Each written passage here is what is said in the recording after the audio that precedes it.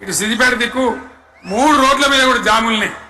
నేను అడిగిన నాయకులు ఏంది అంటే ఇబ్బంది అవుతుంది సార్, రానిత్తలేరు, మధ్యలో ఇబ్బందులు కలిగిస్తున్నారు, కొన్ని లారీలు తెచ్చి అడ్డం పెట్టారు పనికిమాలని అని చెప్పి జామ్ అయిపోయి అక్కడనే ఆగిపోయింది.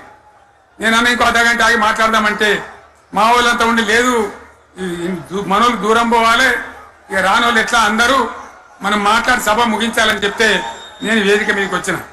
ఇన్ని అడ్డంకులు ఇంత కడుపు బా ఆపుతారా? బీఆర్ఎస్ సభలను ఆపుతారా? ఈ ప్రపంచనాన్ని ఎవడాపుతాడు? ఆగవాడికి ఆగుతుందా? నేను ఒక్క మాట పోలీసు మిత్రులకు మనవి చేస్తా ఉన్నా. ప్రజాస్వామ్యంలో ప్రజలకు అడిగే హక్కు ఉంటుంది, తప్పకుండా అడుగుతారు ప్రజలు. ఈ అడిగే హక్కును సోషల్ మీడియాలో బీఆర్ఎస్కు సోషల్ మీడియా వారియర్స్ ఉన్నారు, వాళ్ళు బ్రహ్మాండంగా పనిచేస్తున్నారు, ఖచ్చితంగా అడుగుతున్నారు ప్రజల తరఫున. ఇంత అన్యాయం జరుగుతుంటే చూడలేక సోషల్ మీడియాలో పనిచేసే తెలంగాణ బిడ్డలు ఇది ఏమన్యాయమే ఎట్లా అని చెప్పి ప్రభుత్వాన్ని ప్రశ్నిస్తూ ఉన్నారు, ప్రజలకు మద్దతుగా నిలబడతా ఉన్నారు. వాళ్ళ మీద కేసులు, వాళ్ళని పట్టకపోవడు. పోలీస్ సోదరులను నేను అడుగుతా ఉన్నా, మీరెందుకు దునుకులాడుతుండ్రే? మీకేమక్కడ వచ్చింది?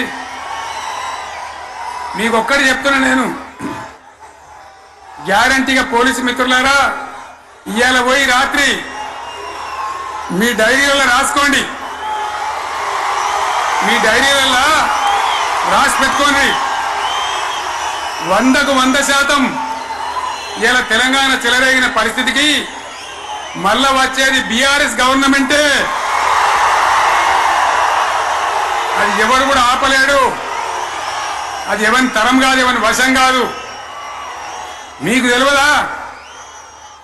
మీరు పోలీసు ఉద్యోగాలు చేస్తున్నారు, మీరు చదువుకోలేదా? మీకు కూడా విజ్ఞానం ఉంది కదా? వీళ్ళు దొంగ వాగ్దానాలు చేయలేదా? ప్రజలను మోసం చేయలేదా?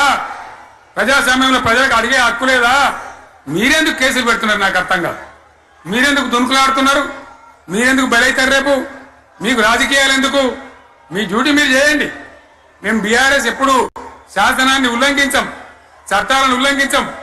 అయినా నేను ఒక్క మాట మళ్ళీ చెప్తా ఉన్నా, మీకు ఆల్రెడీ చెప్తా ఉన్నారు పార్టీ నుంచి, ఎక్కడ ఎవరిని మీ మీద అన్యాయం కేసులు పెట్టినా మన టీఆర్ఎస్ లీగల్ సెల్ వీరులు ఉన్నారు, మీకు భయపడే అవసరం లేదు. న్యాయస్థానాలని అక్కడ పోరాటం చేద్దాం. మీకు అండగా కేసీఆర్ ఉంటాడు, బీఆర్ఎస్ ఉంటుంది, అందరం ఉంటాం. ఇక ఈడికెళ్ళి నేను కూడా ఊకోను, నేను బయలుదేరతా.